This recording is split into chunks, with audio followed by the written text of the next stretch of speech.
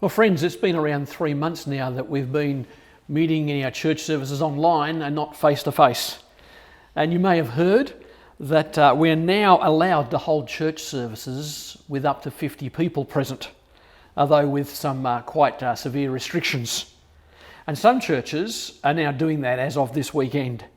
They're beginning to meet together. The 50-person restriction is for the whole site. And so, for instance, for our 10 a.m. service, it would mean 50 people, including the kids and the adults, even if they met in separate parts of the building. And as all of our services are bigger than 50 people, and because of some of the reasons that I'll give you now, we've decided not to meet together face-to-face until at least the next stage when 100 people are allowed to do that. We're figuring that might be in the next month or so it's not too far away. However, the staff and the wardens are working out how and when we will start meeting together face-to-face and what it will look like. We need to keep in mind that when we do start meeting together face-to-face, it'll be very different from our pre-COVID meetings together. For instance, for those churches meeting from now on, there will be less than 51 people present, including children. As they arrive, people will be asked if they've got any symptoms or a fever.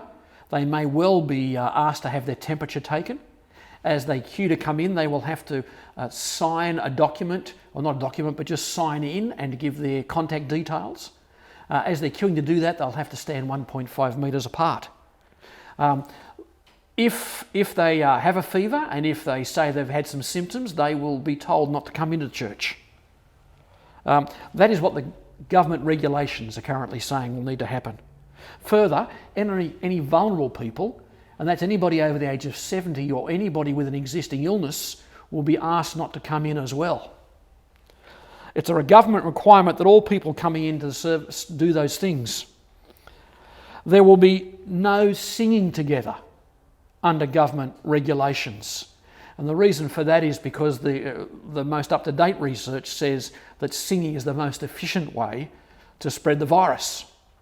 So there'll be able to be items, but the rest of us will have to hum along with the singing team if we were to meet together. And as we're sitting down in church, if we were to do this at the moment, we'd have to be 1.5 metres apart. Family groups could sit together, but single people would have to sit in isolation by themselves 1.5 metres from everybody else.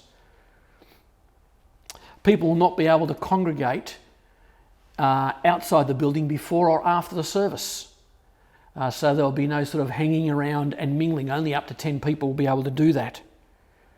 That's the current situation if we were to meet, and for those churches that are currently meeting with under 50 people.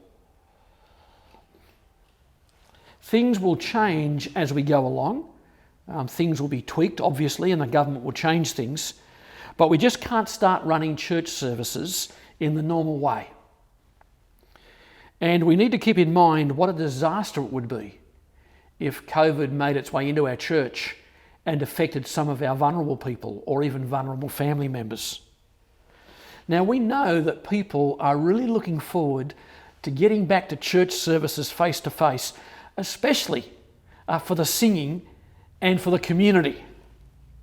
And they're the two things that are going to be affected most by the current regulations and restrictions. In services starting up now, no community singing, and the community interaction is going to be severely limited. Now, some people are looking for ways around some of these regulations and have found one or two loopholes. But friends, we are the people of God. We need to do what is right and be seen to do what is right. We need to obey the government in these things, and we need to obey the spirit of the law. The Archbishop has told us that the police will be carrying out random checks on churches too, to make sure that we're complying. So all those things are being taken into account as we try to work out how and when we will start meeting together. The church wardens are currently carrying out risk assessments in all of our services. Be assured, we want to get back to things being back to normal as quick and as fast as we possibly can. I'm happy for you to contact me to ask any questions you might have about any of these restrictions or about our decisions. But please be praying that we get on top of this virus and pray that the Church of Jesus Christ will be a light in a dark place.